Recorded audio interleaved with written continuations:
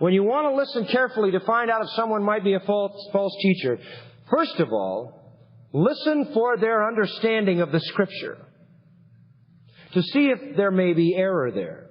Is it sound? Is it biblical? Is it legitimate? Don't look at their personality.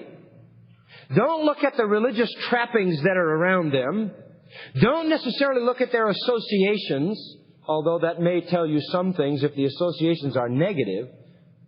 But listen to what they say and do what 1 John 4 says. Test them against the revelation of God. What is their approach to Scripture? Are they into all kinds of things beyond the Scripture? Are they saying things that you don't find verses for, though they sound good? Secondly, what is their objective or goal? Is it spiritual? Do you see them as people whose primary goal in life is to produce a group of people who consummately love God? Or do they seem to go after self-love, self-aggrandizement, possessiveness, materialism, personal happiness? What is their objective? Is it love for God and for everyone else? Or is it an appeal to personal glory, personal gain? Is their objective holiness, a pure heart?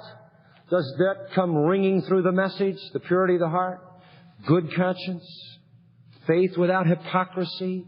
Does it ring with a genuineness? Thirdly, what about their motives? Do they demonstrate a selfless motive? Can you see in them humility and meekness and selflessness? Or does it appear along the way that while they're helping people, they're getting very wealthy, very prosperous, and are manifesting surpassing attitudes of self-indulgence at the expense of the people supposedly to whom they minister? And what about their effect? What about their effect? Do their followers understand clearly the gospel of Jesus Christ? Do they understand the right use of law and the right definition of the glorious gospel of the blessed God?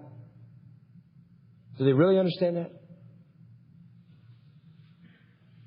I remember speaking at a luncheon of a Christian organization. They call themselves a Christian organization. I think some of the people in it might be. And some might not. Some are not. I know this man wasn't. Anyway, a man came to me afterwards and said, well, I listened to what you said. And he said, I've been in this organization 9 years, and this is how I think it is. I think there's this big door. And what you need to do is climb up these steps, and it's a long, long climb, and you get to the top, and you bang on the door, and you give them your name, and you hope they let you in. He said, that's what I think. I said, how long have you been in this organization? 9 years. I said, may I be so bold as to suggest to you that you're not a Christian? And he was pretty well shaken by that. I said, you're not a Christian. You don't understand the gospel. Nobody ever said that to him before. Too bad nobody ever said that, right? Because of the trappings and the surroundings, everybody makes the assumption. What is the effect of this?